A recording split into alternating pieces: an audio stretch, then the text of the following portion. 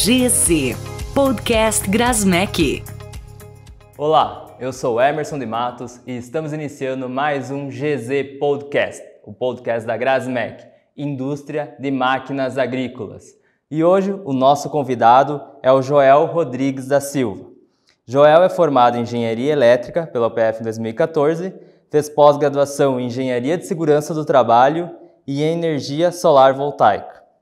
Em 2014, iniciou a empresa JRS Engenharia, fazendo alguns trabalhos dentro dessa área de energia solar, né? E em 2015, então, iniciou os projetos. Joel, muito bem-vindo aí ao nosso podcast, né? E eu quero iniciar te contando um pouco assim da história, como é que tu entrou, né, nessa fase assim da energia solar, que hoje é uma coisa assim que está ainda em alta aí, né? E como é que tu saiu foi por causa da universidade, foi por causa disso que tu foi fazer a universidade, ou ali dentro tu descobriu, não, esse é o caminho que eu quero seguir e entrou nessa aí da energia solar? Olá, Emerson, tudo bem? Então, a história é um pouquinho mais longa. Quando ainda estava no ensino médio, as energias renováveis não eram só faladas, se falava dos benefícios, mas não tinha nenhuma vantagem econômica real e na época não era nem regulamentado no Brasil.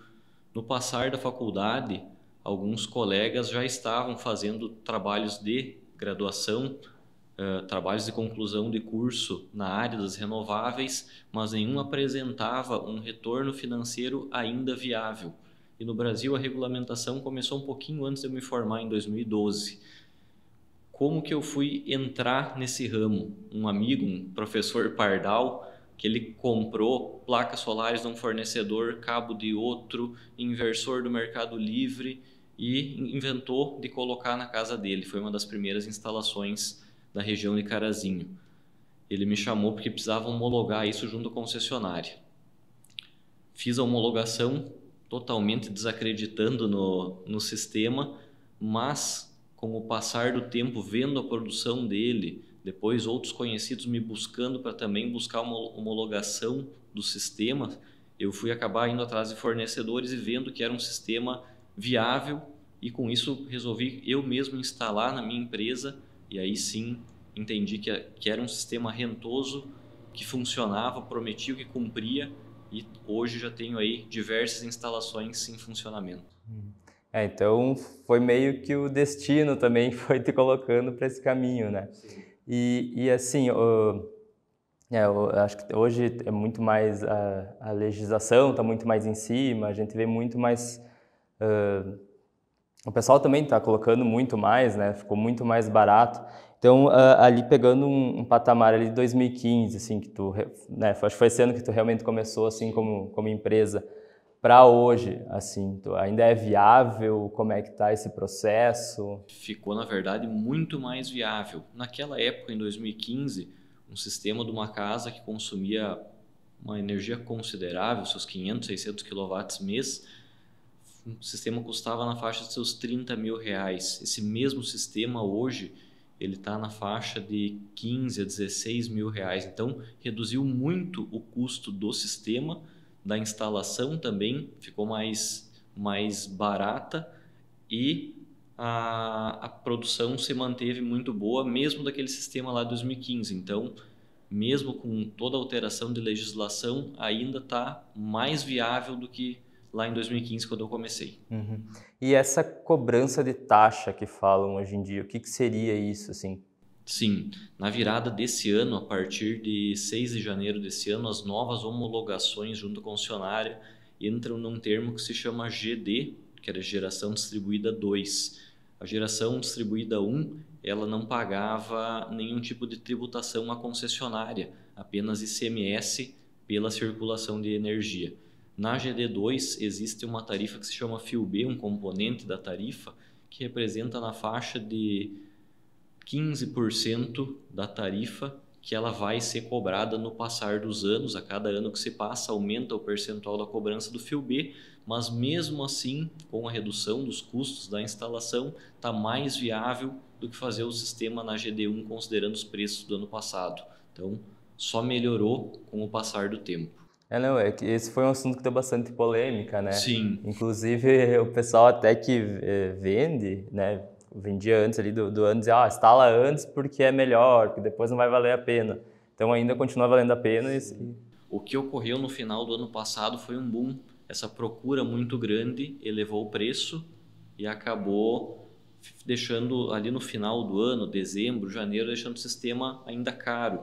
Com o passar do janeiro, fevereiro, diminuiu a procura, obviamente diminuiu o preço e voltou a ser altamente viável mesmo com a tarifa do Fio B. E a gente que está numa área mais rural, assim, eu não sei se seria o teu caso, mas as fazendas, o pessoal de fazendas aí, enfim, eles estão investindo mais em energia fotovoltaica, vale a pena também para a produção?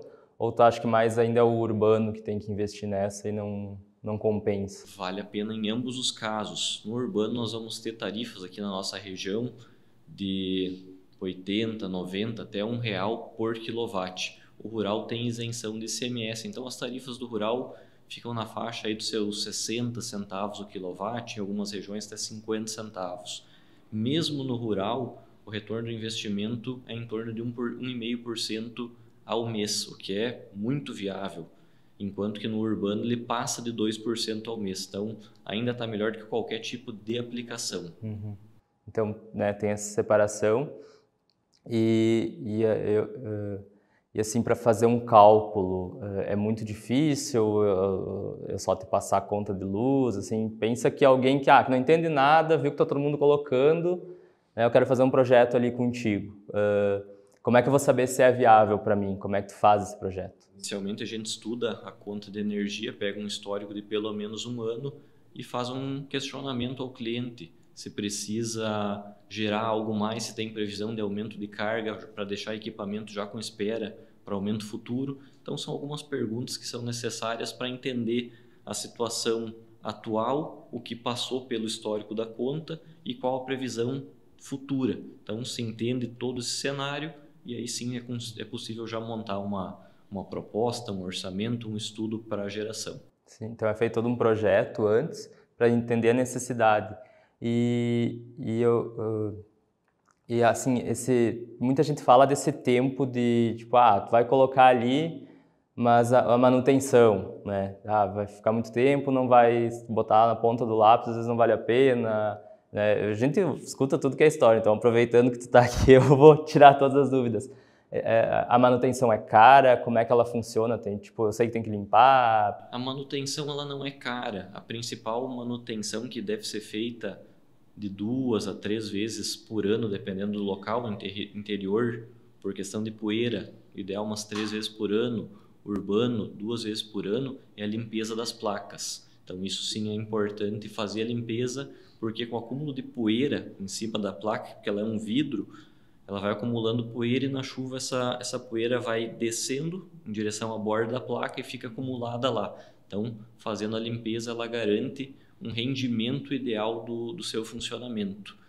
Outra manutenção que seria importante a cada 4, 5 anos é fazer uma inspeção elétrica, ver se os cabos estão todos eles em boas condições, porque a placa ela tem garantia de 25, as placas atuais hoje 30 anos de rendimento, mas nesse período é bem provável que os cabos vão começar a sofrer algum tipo de dano, porque eles vão estar expostos no sol, então os cabos aí tranquilamente vão durar seus 12, 15 anos, então é ideal ir monitorando, o próprio inversor acusa se tiver algum problema, mas é bom ir monitorando, ver se tem algum possível erro para evitar qualquer tipo de incidente. Temos pouquíssimos incidentes com esse tipo de instalação, mas é importante ter periodicamente limpeza, inspeção para ver se ele está realmente de acordo e não ter nenhum tipo de surpresa. Então a manutenção é simples, assim, não tem nenhum segredo, não precisa contratar alguma empresa para fazer alguma coisa, eu mesmo posso fazer a limpeza, tudo. Sim, se nós formos pensar numa instalação rural, em solo, a própria equipe que já trabalha na sede, na fazenda, pode fazer a limpeza e principalmente em cima de telhados é bom trabalhar com segurança, então buscar uma empresa que já tenha curso de trabalho em altura, que tenha os equipamentos mínimos de segurança para fazer essa limpeza sobre o telhado. E mudando assim um pouco, a gente vê muito hoje o pessoal investindo nessa área, tipo, fazendo eu vendendo energia, eu comprando as placas para vender energia. Como é que funciona isso aí? Conseguir explicar um pouco para nós, assim, se também vale a pena, qualquer um pode fazer, como é que é esse esquema? Quem está no Instagram, Facebook, com certeza já recebeu lá dezenas de propagandas de tem a sua própria usina, invista tantos mil, retorno de tantos % ao mês. Algumas, sem dúvida, exageram no retorno financeiro, mas sem dúvida é um bom investimento. Fiz uma simulação na semana passada de uma usina em telhado para venda, para vender a produção. O cliente já está com o sistema instalado, viu que funciona muito bem e ele quer agora usar o que sobrou de telhado para vender para terceiros. Ficou num retorno de investimento abaixo de 5 anos, bem interessante. E se for no solo vai aumentar um pouquinho, mas ainda vai continuar abaixo de 5 anos. É uma opção bem rentável para quem quer pensar em investir um valor X. Tem faixas de valores até 300 mil, acima de 2, 3 milhões, que muda um pouco o tipo de estrutura, local, questão de rede elétrica da concessionária, mas vale a pena o estudo em qualquer um desses casos. Tá, mas como é que funciona assim, para mim vender essa energia? Tem duas formas. Usinas de grande porte, elas podem vender no Mercado Livre de Energia, que é um órgão não governamental que regula toda a transferência de energia entre as geradoras. Então, você vira uma geradora, como se fosse uma usina termoelétrica, uma usina hidráulica, você vira uma geradora, se cadastra e alguém vai comprar a sua energia através de um leilão de energia a nível nacional. Então, sempre que a gente tiver o menor preço, faz a venda mais rápido. Outra forma é através da geração distribuída, que a geração distribuída é usuários de pequeno porte, muitas vezes sem transformador próprio ou com transformador próprio de tamanho pequeno, que faz a venda através de um consórcio ou de conhecidos, tendo um CNPJ naquela geradora, consegue transferir para qualquer uma de suas filiais. Então tem esses dois métodos, dois modelos, ambos viáveis. Uhum. E eu ouvi dizer, daí já também não sei como é que funciona, aqui vamos falar do nosso caso aqui, que tem a RGE e a Coprel. Sim. E eu tenho tipo a empresa aqui é Coprel e o resto da cidade é RGE. Eu consigo conversar essas duas redes ou não? Tipo, se eu quiser colocar aqui e colocar na minha casa que é RGE aqui na cidade. Nesse caso seria a geração distribuída. Não tem como fazer a transferência entre duas concessionárias diferentes. Mas tem casos de empresas grandes que têm diversas unidades de grande porte. Pode-se colocar a usina sendo uma geradora e transferir para suas unidades. Então, nesse caso, é possível em qualquer concessionária do Brasil. Mas para uma geração pequena que manda para uma casa, por exemplo, aí tem que estar na mesma concessão. Tem que estar na mesma. Porque a casa não consegue entrar no Mercado Livre.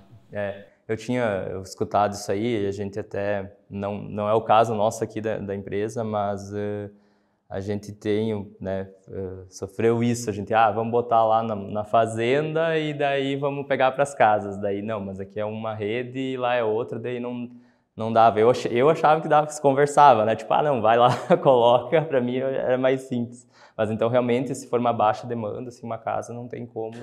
Estávamos esperando que nessa troca de legislação seria possível, mas não foi. E acredito que do jeito que estão as coisas, não vai poder conversar uma concessionária com a outra, porque cada uma tem um tipo de tarifa.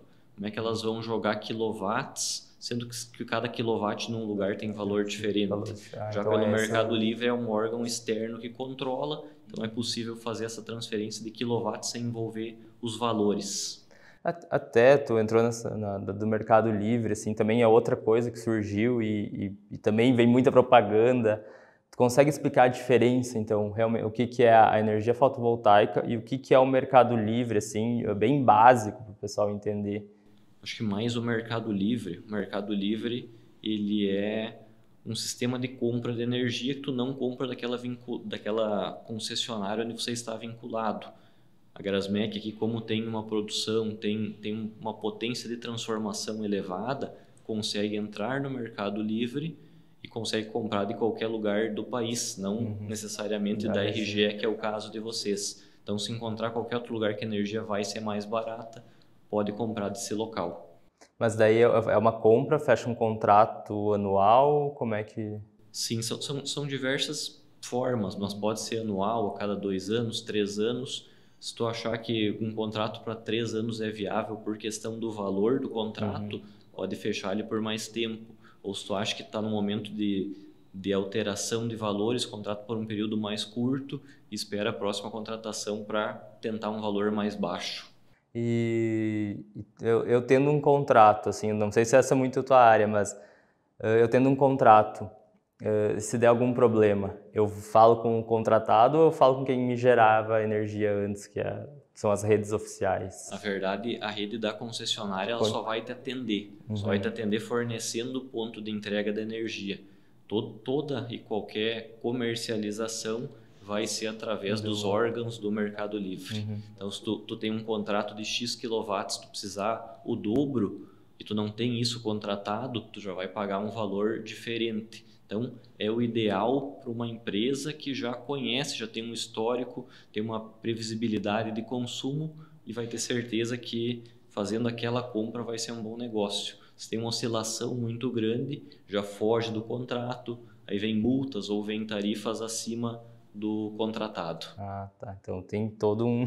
tem que cuidar com... Tem que ser muito bem analisado. E para as placas também, eu tenho a placa solar ali, ela deu algum problema. Claro que a placa em si eu vou chamar de quem eu comprei a placa, mas se der algum problema em rede, tudo continua sendo a concessionária que vai me atender. Sim, a concessionária tem que garantir o ponto de entrega em determinada tensão e funcionando 24 horas por dia. E como é que funciona essa parte da sobra, né? Que sobra energia residencial, né? Que não é uma demanda muito grande. Sobrou energia, ela vai para a concessionária, vem desconto, como é que funciona isso? Na lei antiga como na nova, ela vai para a concessionária e tu tem um prazo de até 60 meses para usar a sobra. Vamos dizer que toda época de verão vai sobrar energia, porque é uma geração muito boa, são mais horas de sol. Isso fica registrado via sistema da concessionária e mês a mês tu tem esse histórico, se ele está aumentando, se está diminuindo. E sempre a mais velha, o próximo inverno tu vai consumir a energia mais velha, é uma geração menor, tu vai buscar sempre o histórico mais antigo. Então esse saldo dos 60 meses ele está sempre se renovando. E caso tenha um saldo muito grande, está vendo que vai ter uma possibilidade de começar a vencer no final dos 60 meses, é possível ainda transferir essa energia para alguém da mesma titularidade. Tem um conhecido, um amigo, um parente, coloca a conta da pessoa na mesma titularidade e faz essa transferência para não começar a perder energia. É tipo um bônus que fica lá então para ti, tu usa quando precisar. E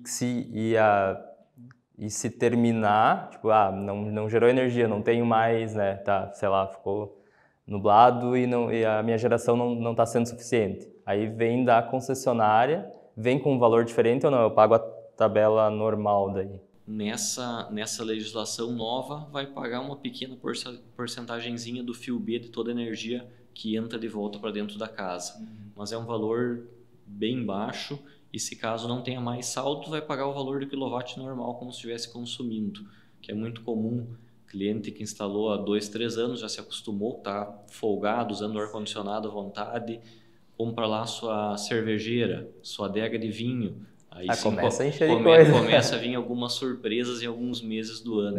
Em alguns casos tem que se aumentar o tamanho do sistema, na maioria dos casos tem sobra de equipamento para fazer um aumento de placas e recuperar a geração e economia total da conta. Vai adequando o sistema, Sim. Então, né? E acredito que daqui para frente nós vamos ver muito disso pela entrada dos veículos elétricos, né? Então é uma realidade, dá para ver que as chinesas estão entrando com força no Brasil, os valores já são atrativos, tem quem anda aí seus 1.000, 1.500 km, a partir disso, de 1.500 km por mês, já é totalmente viável e vai ter o seu consumo elétrico aumentado.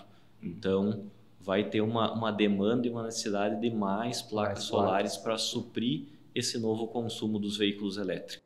Não, é bem interessante, porque às vezes tu coloca lá e acha, não, agora eu tô folgado aqui, e realmente, né, daí tu pensa, não tô gastando energia, vou comprar uma geladeira melhor, alguma coisa a mais, vai botando ali, então tem que sempre ir controlando, né, senão começa a aumentar. Eu tenho inclusive 2 clientes que fazem o trajeto Carazinho-Passo Fundo diariamente, então são 100 km por dia, eles já estão com um veículo híbrido, que com recarga, então acabaram já aumentando o seu sistema para compensar o abastecimento.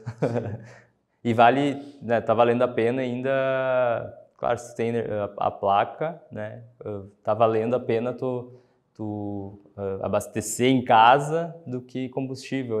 Sem dúvida, para quem já tem as placas solares, vai usar sua própria energia, o custo, mesmo na legislação nova, está inferior a 1 centavo o quilômetro.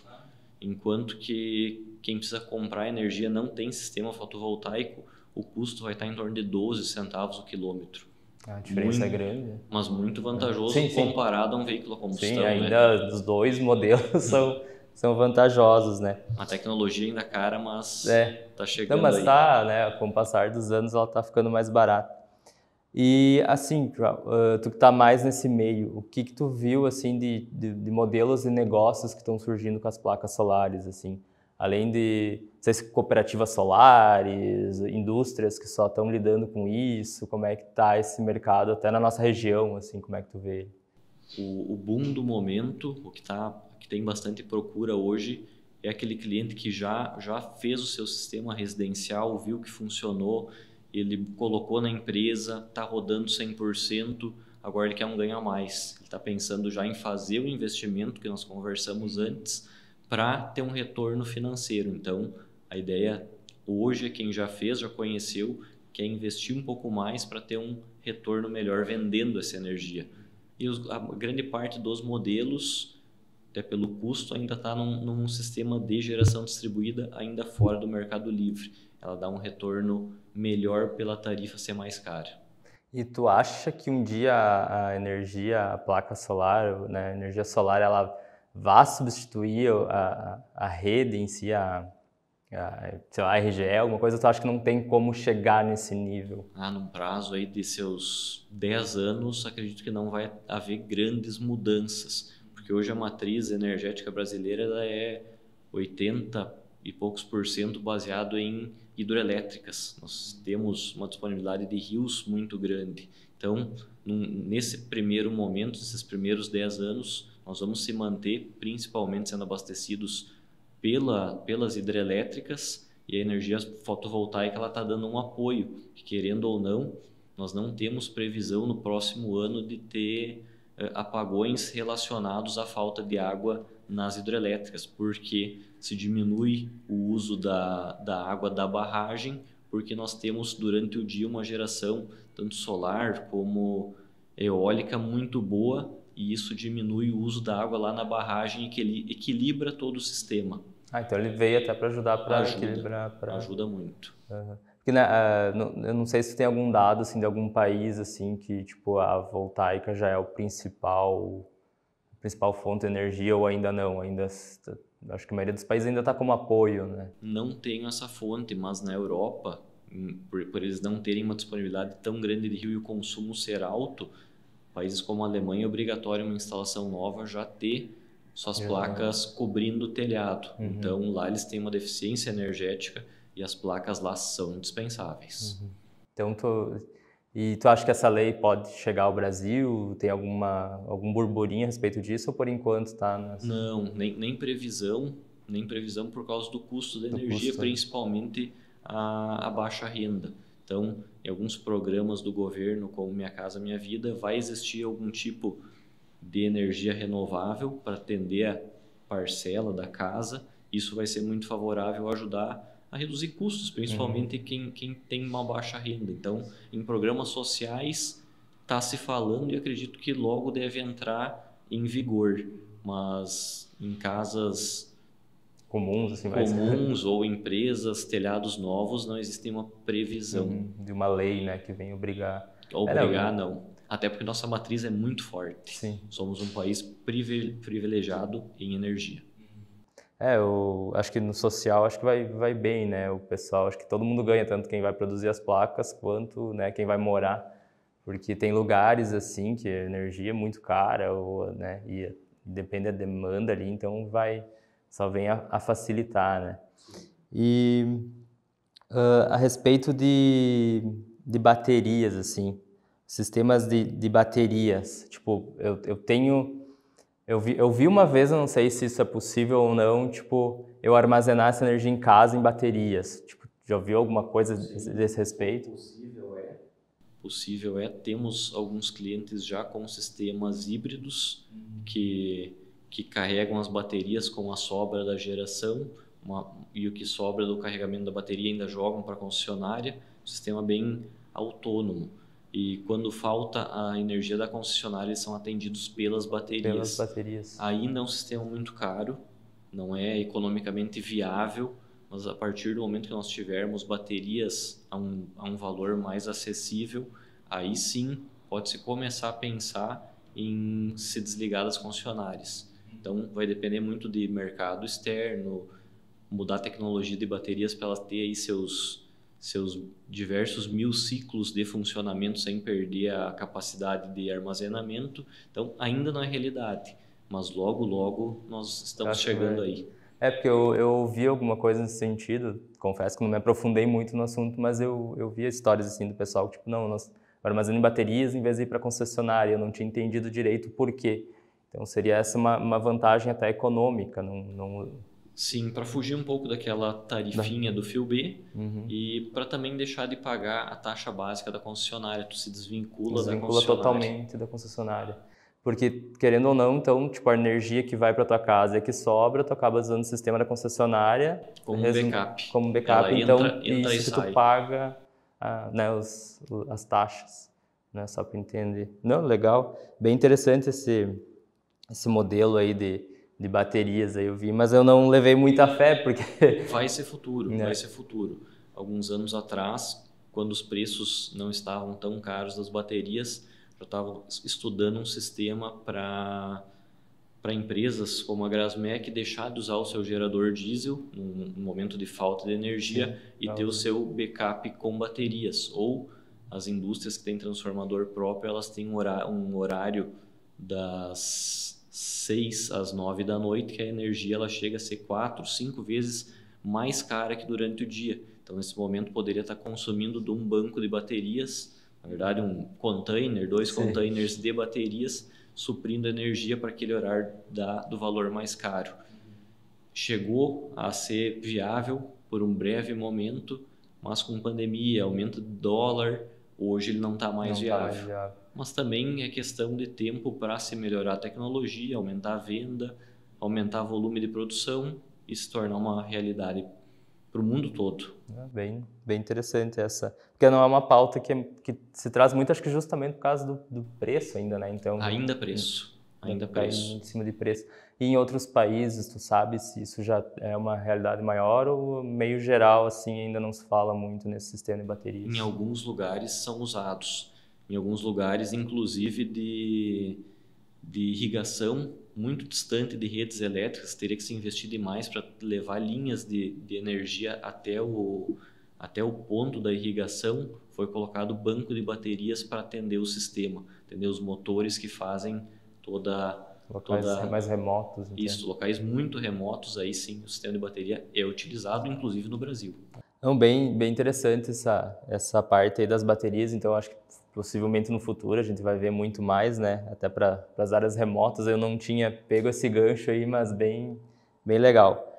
Joel, o nosso tempo aqui é um pouco curto, né? Mas eu acho que deu para entender bastante assim, sobre o processo de energia fotovoltaica, qual que são as vantagens, né? E esse assunto aí que hoje em dia está tão em pauta, eu acho que vai continuar aí por anos. Vou deixar o microfone aberto aí para tu deixar os teus contatos e se quiser deixar alguma palavra final aí para o pessoal que está assistindo e escutando aí, o microfone é todo teu. Obrigado, Emerson. Agradeço o convite da Grasmec para participar do podcast. Se quiserem me seguir nas redes sociais, é @JRS Engenharia. Tem lá meu telefone, contatos, fico à disposição para qualquer dúvida. Se alguém tiver interesse em entender um pouco mais sobre o sistema, investimentos, pode chamar lá que nossa equipe vai responder. E muito obrigado por poder participar do podcast aqui. Coisa boa. Tu atende só a região do Rio Grande do Sul, Brasil todo, país, mundo inteiro? Como é Na que verdade, só a nossa região aqui de Carazinho, Carazinho, Não Metoque, Passo Fundo, só esse entorno para conseguir manter um bom atendimento. Beleza, então o pessoal aí da região pode entrar em contato.